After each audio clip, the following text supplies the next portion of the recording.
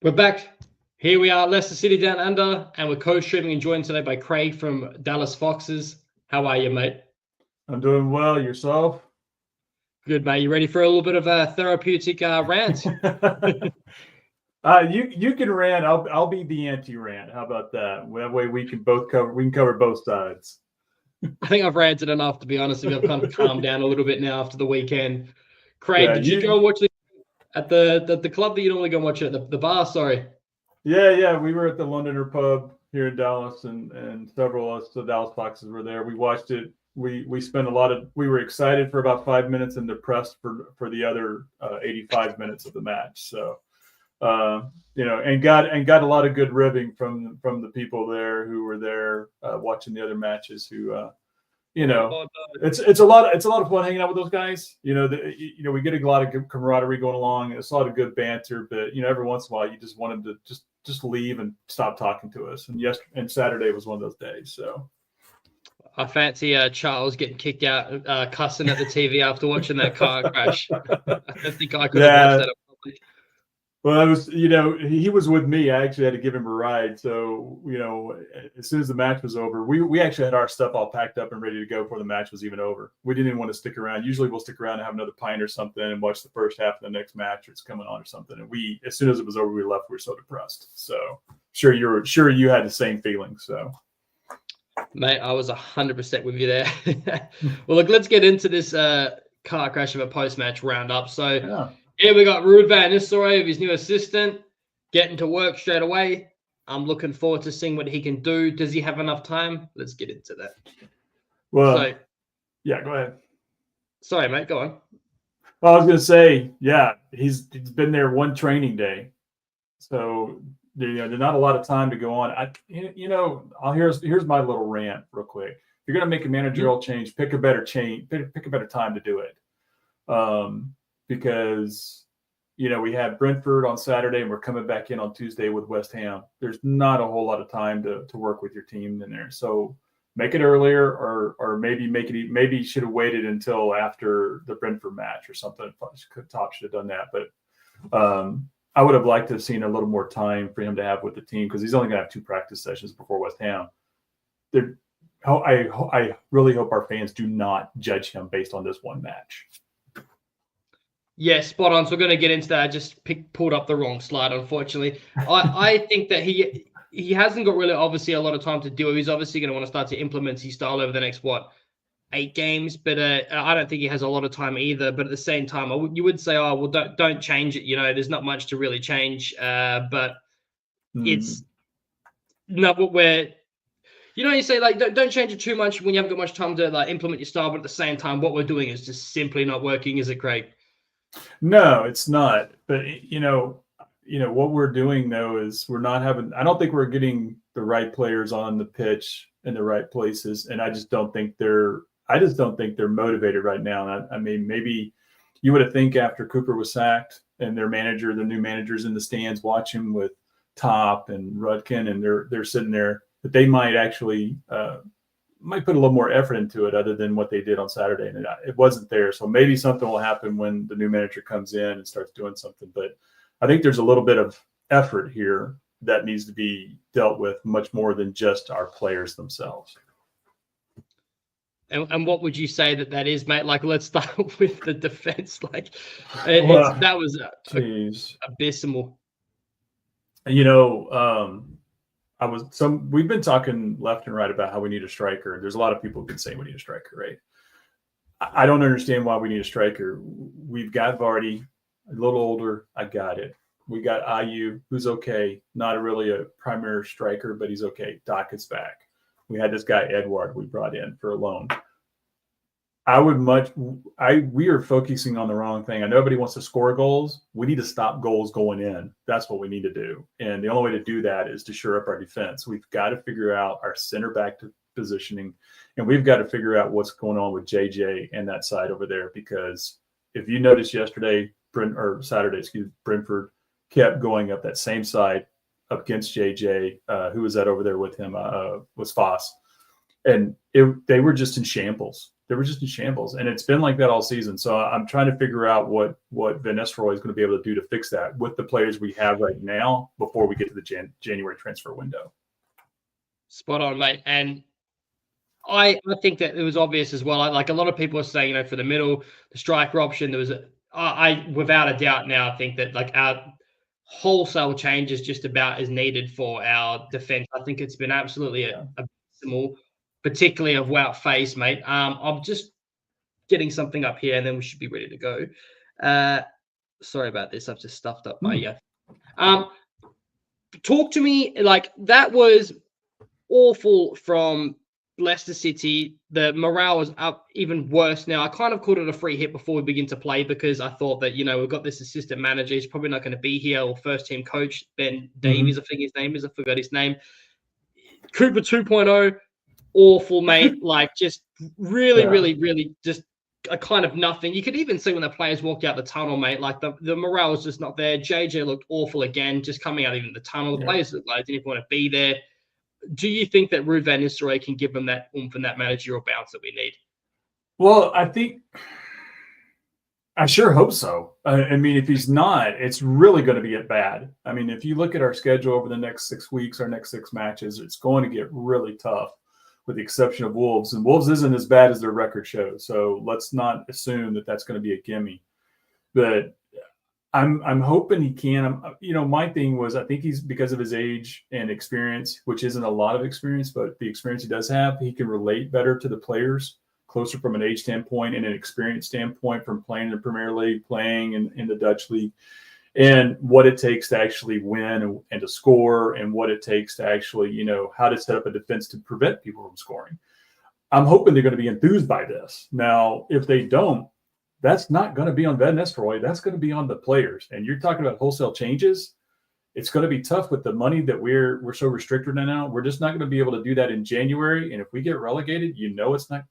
Next year is going to be. I mean, we don't even want to talk about what happens if we get relegated, because that's a whole nother subject. But if the players aren't reacting to Van Nistelrooy, it's not going to be on the manager. It's going to be on the players. And you're right. There's going to have to be, it's going to have to be a fire sale to get guys out and get people in who actually want to be here. So do you think that we really need to tap into the loan market? Like, we're going to see over the next 8 weeks, aren't we, Craig? Yeah. It's plain to see that it's basically almost nearly a brand new back four.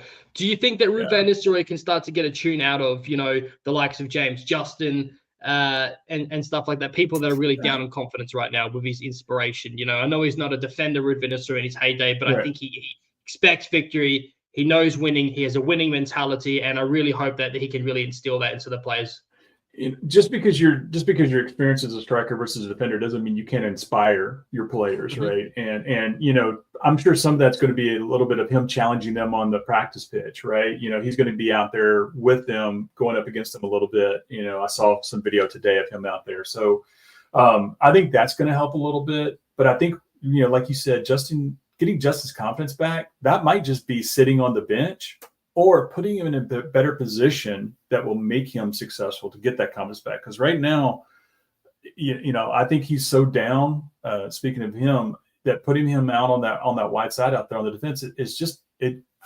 He doesn't feel like he can do it, and until something happens to give him the confidence back, he's just going to be a liability every time he's out there. Every single time, mate, is expected to be a right winger, a right back. It's clearly not working, and you should think that will be the first thing that Ruud van Nistelrooy does to sort out. I genuinely think he's going to play a 4-2-3-1 to begin with, and slowly work towards a mid block. West Ham, mate, like, talk to me. Like, they haven't been at their best either. They've been well below what they've been expected, particularly the money they've spent. Do you think that the King Power is going to be rocking? Can you see it getting toxic if we concede early? Well, no, I don't think it's going to get toxic. I really don't. I think, it's the Tuesday night, which might be a better chance. There might not be as many seats there, but then again, it's his first match, so it might be sold out. I haven't looked to see if it's sold out or not, but, I think the players, I think the fans are ready to get behind this new manager change and see the positive behind it. But I think what's going to happen if our defense, or if we get up a score quick or something, you're going to see them turn on the players.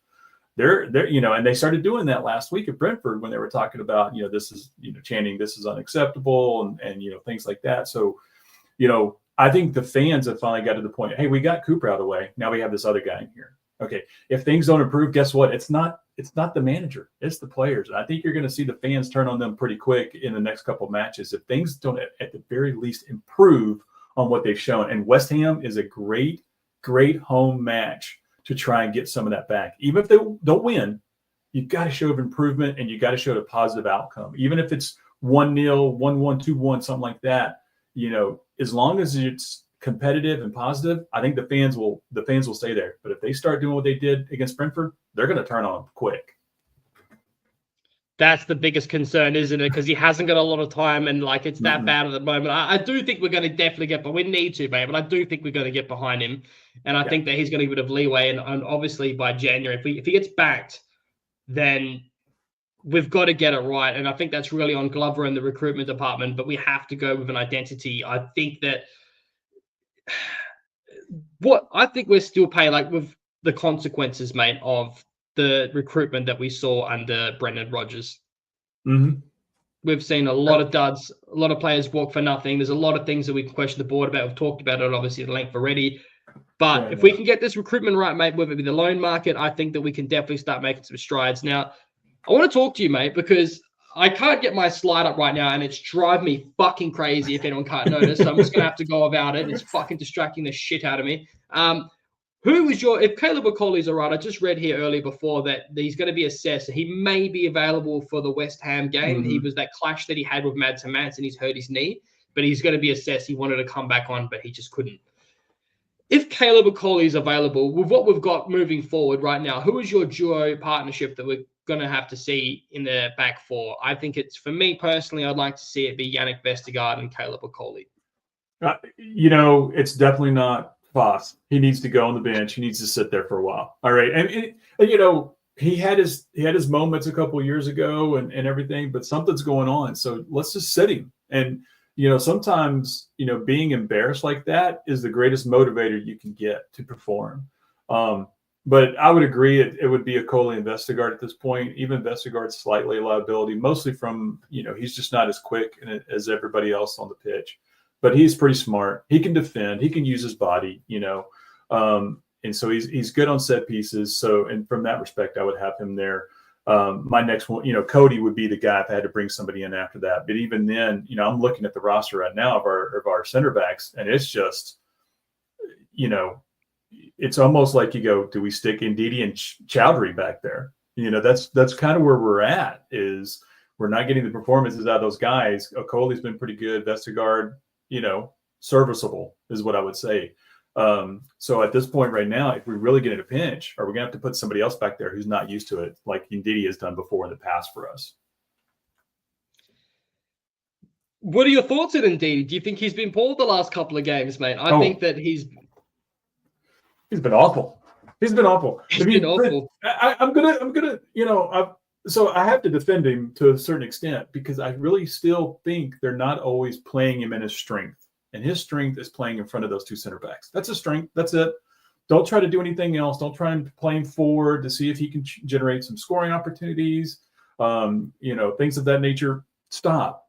Put him in the back. Get that triangle with him and the center backs to shut down that middle and defend it. And he is perfect there because he's quick enough. He can tackle. He can he can take the ball away from those guys. And he's good, again, dropping back and helping those two center backs if they need a third person there. So to me, I just don't think he's been playing in the position in which makes him successful, which makes him look bad. I'm sorry, I finally got this fucking thing on the screen. I feel better now. All right. Ken Ruud, managerial bounds. We just talked about that. But look at that handsome Dutch bastard. Rocking a turtleneck underneath that ugly jacket. I love it.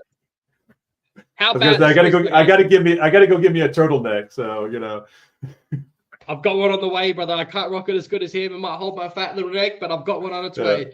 This guy, let's talk about him. Wout Faes, you arrogant fucking sideshow Bob looking idiot. Yeah. He needs, like you said, he needs to go on the bench. He's been calamitous. Both him and JJ have completely forgot how to track their man. What the fuck?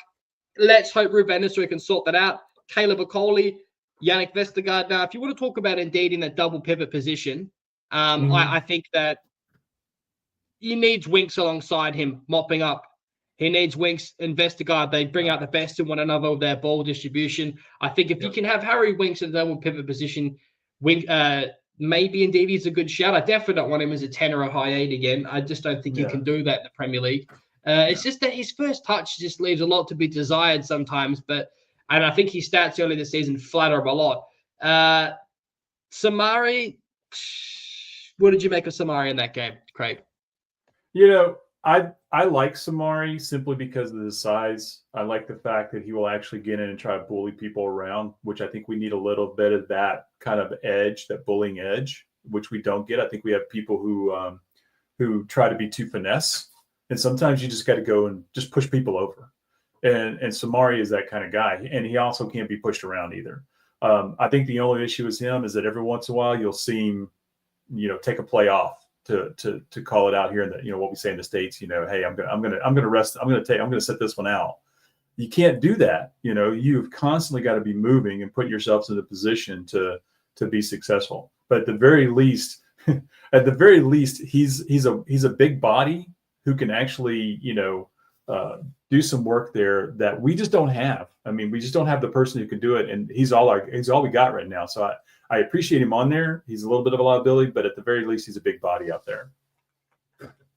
He's good going forward, man. I just don't find him as good coming back. But he did pick out some brilliant passes in that game, to be fair, in moments, very few and far between. But he wasn't his worst game. Yeah. Craig's not a fan.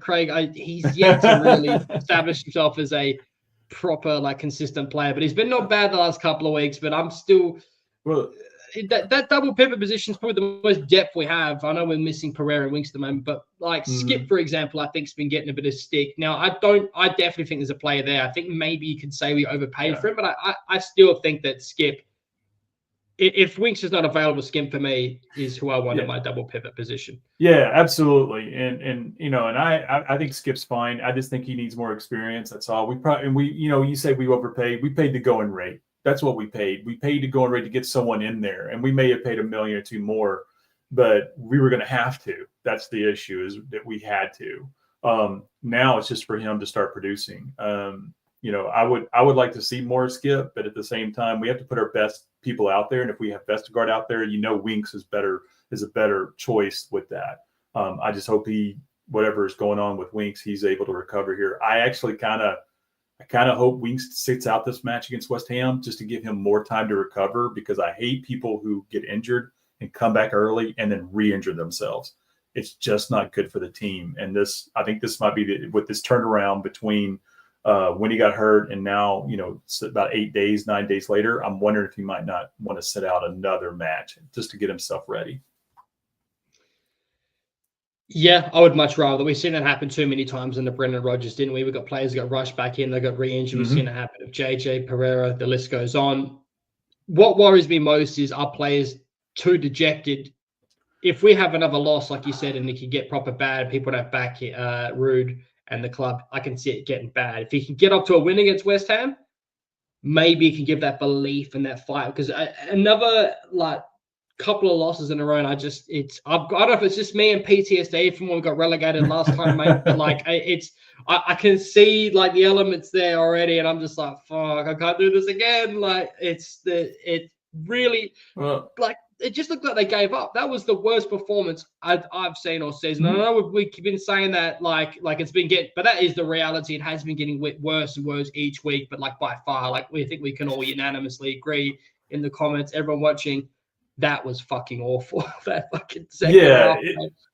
It was really terrible. It was only good for about 10 minutes from my perspective. But after that, it was really bad. There was nothing good to talk about. And are they dejected? They probably are. But the problem is they don't have it's their confidence. They just don't have the confidence. And I don't think Cooper gave it to them. I won't say he actually took it away, but he definitely didn't instill it in them to be out there and then come from behind. Like they did the first of the year, right? The first of the season, they had a couple of matches where they got down and came back.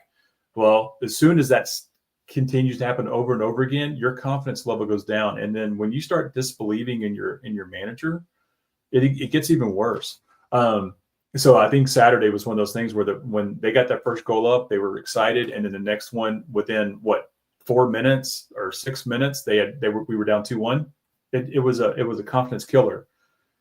They need somebody. They're going to have somebody come in there and fix that. Hopefully Van Nistelrooy can do that, but they also have to understand it's not something you fix overnight. There is a tough line of matches coming up over the next few weeks that they're just going to have to fight through it to be able to get and see if they can work this out and actually stay above relegation.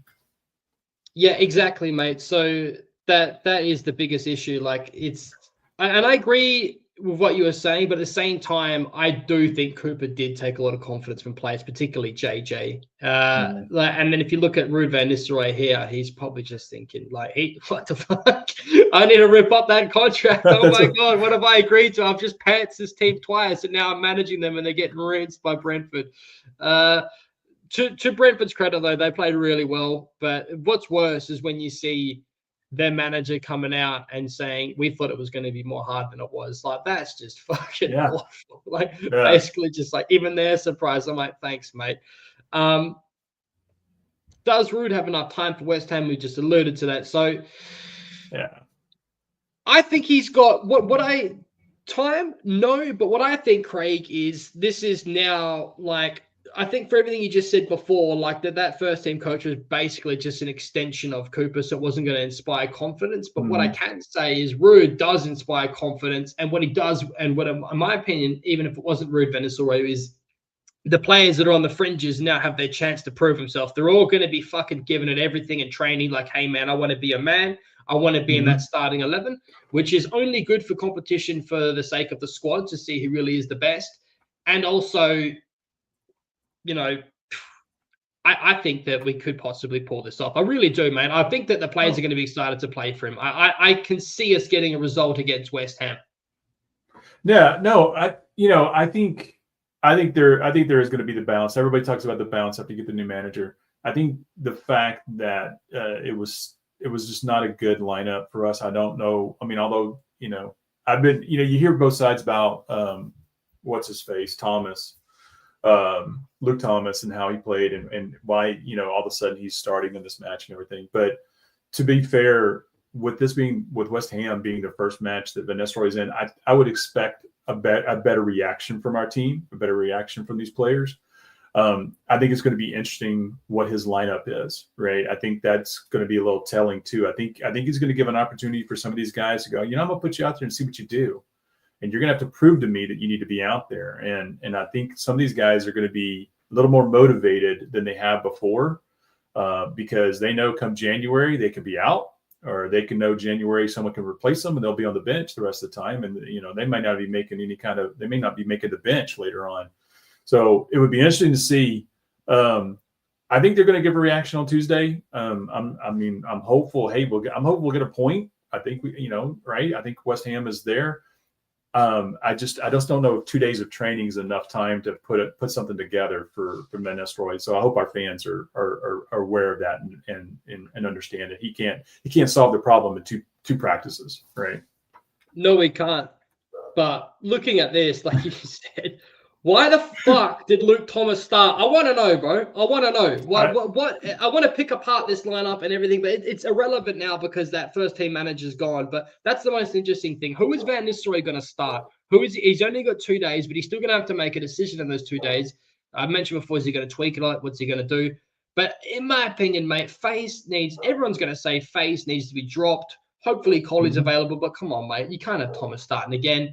Do you see Bilal making his way into the starting 11, Craig? I would love to see Boyanote and both Bilal starting. That would be brilliant. Well, I think everybody, I think all of us have kind of said the same thing. We wanted Mavididi and Fatawu to start at the same time, and there was also, we can talk about, Elkanas and Bonatti starting at the same time. I don't know why I understand Bilal is young. He's inexperienced, but you know what? Sitting him on the bench and playing him for 10 minutes a match is not going to get him there.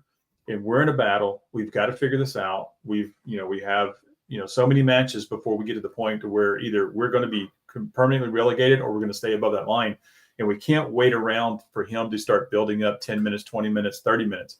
Put them out there. Let them go. I don't understand why we're taking these players and then we're bringing them in and we just don't play them. Is it the system? Is it their practice? I don't know. We don't know what Cooper was saying, right? But I will agree right now with Fatu out. It should be a lineup of El Kunus and Bonate and Mavididi out there, and then you put your striker in, and then you fill in everybody else around them to try and get the best defense you can. But at this point, if we want to score goals, we need people out there who can create chances, and those are the guys who can create chances for us. Despite Jordan Ayew, I'm sorry, I'm just not a big Jordan Ayew fan, but I mean, despite Jordan Ayew, those are the guys who can actually basically challenge the other players' defenders and do something to generate chances.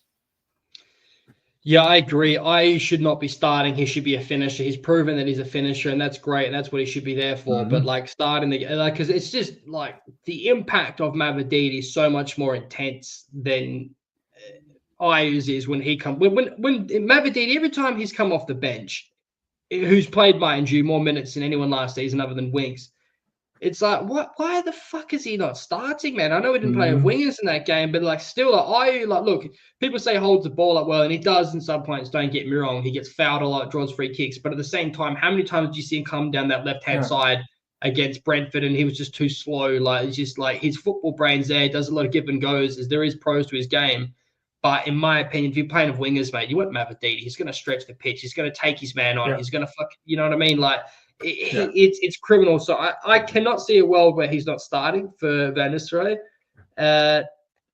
Well, I think there it is right there. Is what is Van Nistelrooy's philosophy? If his philosophy is generating chances and goal scorers, then Mavididi needs to be out there. If his philosophy is possession and counter, then maybe not. I don't know. It's going to be interesting over the next few weeks to see what his philosophy is with the players we got, because I don't think he probably has the players he thinks we need, and we're going to be doing that in January. But anyway, we're going to see more over the next couple of weeks. But yeah, I reckon he would have been presented with.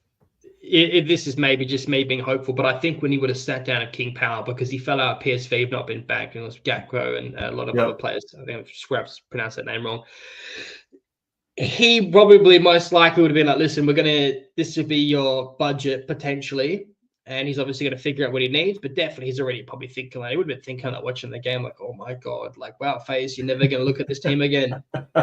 Now, I have spelled Ipswich Town wrong. I'm sorry. I did this in a hurry. This is what's interesting. The game's coming up around us is, in a perfect world, all of these games draw and we get 3 points. So, because we don't want these people picking up points around us, because we've got Ipswich Town's playing Crystal Palace, Southampton is playing Chelsea, which I'm pretty confident in Chelsea to be able to absolutely smash them. Maresca's already destroyed Southampton twice already. I'm sure he's got much more to use and at his disposal with the squad that they have at Chelsea. Now, Everton are playing Wolves. So, pull up the table around us. So, talk to me, Craig. What are you thinking? What are your thoughts? It's getting very, very close. Tells a bit of a lie. We are 16th, but we are like one win away from relegate. From anyone beneath us. Whoa.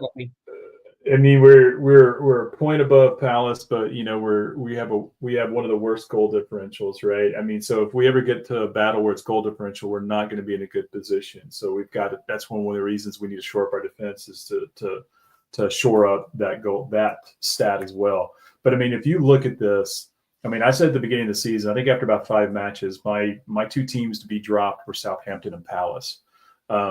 And then my third one was going to be a battle between Ipswich Wolves and us and Everton. I still think that's the case. I just don't think Palace is as good as I mean, they only have 9 points. We only have 10. I don't think any of us are all that good right now. But I think Palace is way worse than we are. Southampton, we know what that is. But these are the matches where, like today was a great example. This weekend was a great example of we need the teams to win that are battling these lower ones so that we can maintain where we're at. Us losing and then the teams below us, basically, I think we had a draw and 3 losses, which was great for us, But, that's what's going to be tough is that, what's going to happen when they start playing each other, which is what's happening right now, so Ipswich and Palace, what do you do? Who do you cheer for? Who do you root for? I mean, you do root for the draw, right? I mean, so but every once in a while you're like going, I really would like, I'd really like Everton to beat Southampton just to ensure they stay on the bottom. We've got to keep at least one of them down there. So it's going to be tough running matches for everybody. All these teams are in the same place we are, right? They're scrapping for points. They're hoping, and I think I said this to someone else today, which was, everybody's like, oh, we need to help ourselves. It's like, we need to help ourselves. We've got to rely on others, and we need a lot of luck. And right now, we need a lot of luck is what we need to be able to actually maintain the position we're in, especially with the run of matches that are coming. You could say that, yeah, but I don't want to be depending on people around us. Mm-hmm. I really don't. No. But at the same time, it does help. Chester, mate, thank you for tuning in today. Craig, Luke Thomas's first game, not played many games in the last 2 seasons. He was the worst. He wasn't the worst player on the pitch. What a throw he wasn't. has. He wasn't. Had a better second half. Yeah. So let's be fair. For a guy who hasn't played in Premier League in 2 years, basically, a year and a half, whatever, he actually didn't have a bad match. And I will say something that I think has been kind of expressed by others.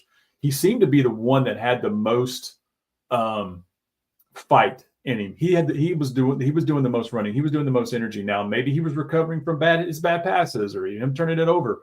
But at the very least, his effort was visible as opposed to some of the other players where it wasn't as visible. I just don't think he's a good fit. I just don't think he's, I think we have better players. And I think we can get better players into him. But at the very least, I think he was one of the only players who was trying to show off for Nestroy yesterday, that, hey, take a look at me and maybe you should play me more. Which, hopefully maybe they will, but I don't see it. But at the very least, he put out the effort. So it wasn't near as bad as everyone thinks it was. I thought the first half was, to be honest with you. I have to admit, the first half, like every time he touched the ball was just like, fuck, Jesus. Yeah. Like, do you think he started because the Victor Christensen's played every game? Do you think that with the quick turnaround that some players had to be rested, and that's why we saw that foreign starting 11? So I wondered what was going on with that, with the quick turnaround, with not having Cooper in there. We had Dawson in there, who was our caretaker, with Ben Nestor coming in. Was there some conversations of, hey, we want to give these guys a rest? That kind of thing. Are they counting minutes? I don't know. It would have been nice if we'd have been able to hear some of that or get some of that knowledge to go, hey, we're resting Christensen. That's what we're going to do. We're just going to rest him. And we have no one else to play, right? It would be nice to know that, what was going on. But I agree with you. I think for someone who hasn't played very much, yeah, his first half looked bad, but his second half looked much better. And he looked like someone who actually he moved forward in the game. As the game went on, he got better, right?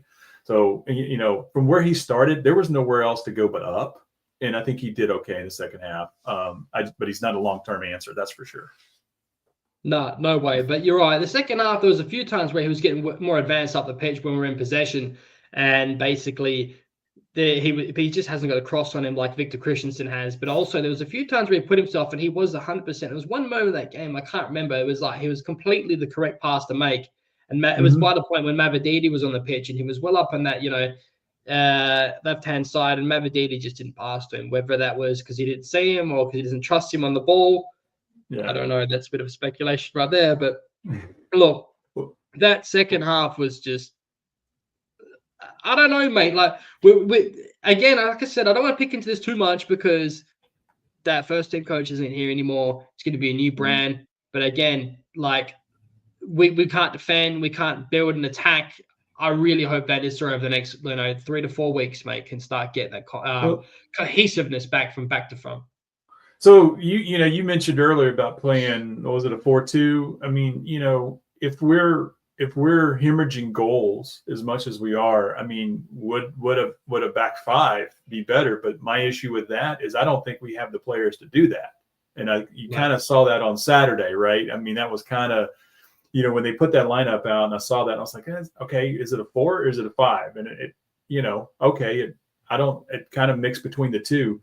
But for me, I think we're better off with a 4. Simply, I think we have the players who can do that. I think we have the players that we can get out there and help. Like I said, put Ndidi back there in front of those center backs who can help shore that up a little bit. At the very least, get us a fighting chance. I think trying to play a back five and having those wide guys, having them push up the pitch, that just kind of left exposed Foss. I mean, if you didn't watch the match, I mean, good Lord. So anyway, you can call you Sideshow Bob? Is that what it is? Sideshow Bob? Yeah. Sideshow Bob. Sideshow Bob. Fucking idiot. It very much exposed him. Being in that setup exposed him, right? It exposed him because you call it a back three, but so many times, especially on the counter, you call it a back five, but on the counter, it's a back three. And you have to have players who can perform there. And he's as a back three, he's not it. I mean, maybe a two. Okay, we can look at that, but not if it actually turns into a real back three. And that's just something that he was very much exposed on. He's had bad matches up until now, but I think Saturday exposed him royally to what he can and cannot do. Do you think I want to change this, but I'm going to pull it up on screen anyway? I would love to see El Kanous in a double pivot and a more advanced, almost like Hasey's skip play at the start of the season, the more advanced of a double pivot. But the problem is that if we need to drop into a back four, 100% and everyone's going to be saying, El Kanous can't drop in as a right back. No, he can't. So you could make an argument that you could maybe have Kanous if Winks is not available, and possibly Ndidi as the one that's inverting. So he can drop in, he can help, but again, he hasn't got the pass range on him that Ricardo has, but he has played centre back before. But basically, if we were to play a back three, this is how I would like to see it. I would like to see Vestergaard be the builder. I'd like to have Winks in front of him. We get the best out of each other. And then Akoli's your right-sided centre back and JJ back on the left, where I think he's better. Boyanote and Ayew as your holding eights. Boyanote, obviously an absolute machine. Likes to trip in. I think the problem is I want to see, but this is why I've done this, because I want to see Bilal and Boyanote in the same 11. But I think that if you have Boyanote as your right winger and Bilal as your 10, I just think that whoever's on that right side, whether it be Akoli, where it's most likely going to be JJ, they're going to be exposed no matter what, because they're going to be expected to get further at the pitch because Boyanote drifts in. So I think that this is a very experimental. I'm probably going to get rinsed for this, but I'm just very, very curious. But I've kind of just debunked it now with the whole idea of we can't drop into a back four of Kanous there. But Ayew and Boyanote's high eights, though, and Mavididi, McAteer is really our only option. The right wing, Vardy up front. Very interesting. We have seen, and Vinicius likes to talk about building of a 3-2 shape, but he does change it in possession. He likes to attack with 2 10s, which is very interesting, which could be Kanous and Boyanote. Out of possession, he likes a mid-block. I'm very, very curious to see. Like, that's what I'm most excited to see is how the starting 11 is going to be against West Ham, and then what it's going to look like when they're on the pitch, in and out of position. Well, I don't have a lot of issues with your lineup here, actually, and I think Mavididi can help JJ out on that side over there. So he's shown last year and even this year that he's willing to hustle back and get in the mix on the defense and everything. So there's some help there at the very least. And McAteer is the same thing. He shows that he's willing to actually put the work in. So I think I don't think this is experimental. I don't think you're going to get a lot of shit for this or anything like that. I mean, but I still think, like you said, I think if you're going to go back three, that's probably your back three, because, we know we can't have Vestergaard and Foss on the pitch at the same time in a back three. It's not going to work. It's not going to happen. So I like this with the athleticism of Akoli and Justin. At the very least, they're two faster of our defenders. I won't say they're fast. They're faster. They're no Kyle Walker or whomever you want to pull out as being fast defenders. But I think this is a lot better from that perspective, and I think Mavididi and McAteer can help out in that defense as well, as long as they're not too far forward. It would be interesting to see, and I agree with you about having El Kanous and Bonate on the same side. I don't think that's a good mix. I think having them where you have them now is a better shape for them. I think they will feed off each other better, because they can do the back and forth to try and open up the lanes of passing through that central defense there on against West Ham. So I'm like you. I'm excited to see what Van Nistelrooy is going to do. I think what's going to happen, this is my prediction, I think what's going to happen, I think he's going to see over the next few matches, he's going to try a few different things based on the players he has, and then he's going to settle on something, and he's going to go, this is what we're going to go forward with, and in January we're going to shore it up with some people we're going to bring in, and that's it. So I think he's going to need 2 or 3 matches to figure out what his shape is going to be based on the players he has and based on the people he's going to bring in or hope to bring in January. Yeah, that's it. Hope. Oh my God, the word quote hope. Mate, I really hope so too. Craig, that was an awful game, but I'm feeling positive now that Ruben Van Nistelrooy is in charge. I'm really looking forward to the game. That was a nothing game. Credit to Brentford. No matter what you want to complain about and what excuse you want to make about Leicester, you have to give credit to Brentford.